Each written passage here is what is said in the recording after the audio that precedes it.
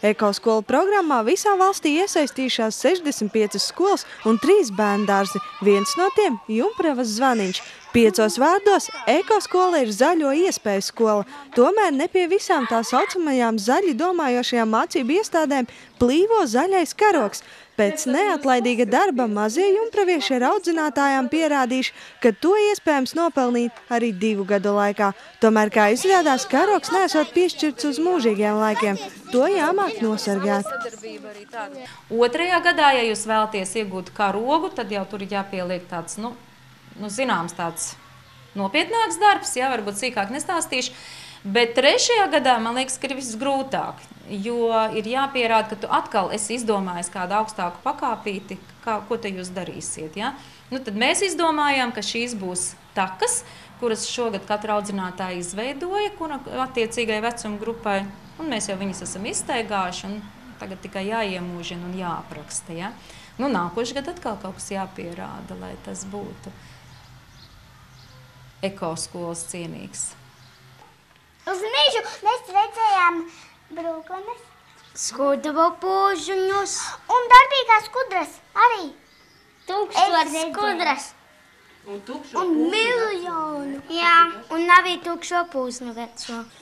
Mazo dabas pētnieku arsenālā grābekļi, lāpstas, mērlentes un lupas, mērot takas garumu, koku apkārtmēru un pētot kukaiņus, Zvaniņa audzēkņi mācoties izprast dabu, tās daudzveidību un vērtību.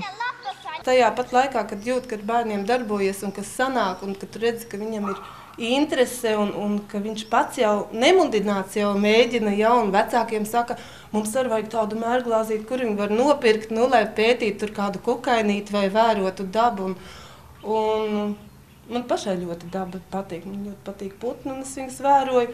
Un līdz ar to arī var bērniem iemācīt, un viņi arī iemācās, jo nav nekāds noslēpums, ka laukos arī bērni putnus nepazīst. Man patīk vislabāk skudras. Kāpēc? Jo viņas čakli strādā.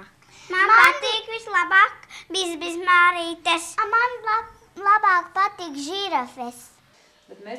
Ekoelementi bērndārzā īk uz stūra. Košais gaitenis, kas tapis audzinātāju spēkiem, krāsots izmantojot ekoloģiskās krāsas. Savukārt bunduļos pie ēkas krājas lietus ūdens. Ar to tiekot laistītas dobas, tostarp centrālākas Latvijas formā.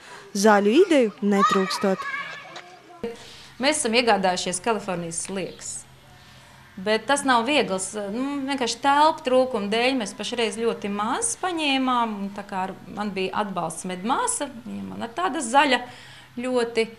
Un mēģināsim. Bet es, piemēram, labprāt gribētu, skatījos Kaibalā, ir trušu māja, kaut ko tādu varētu ieviest, bet tas prasa atkal līdzekļus. Laura Liepiņa, Artis Supe, Ogres televīzija.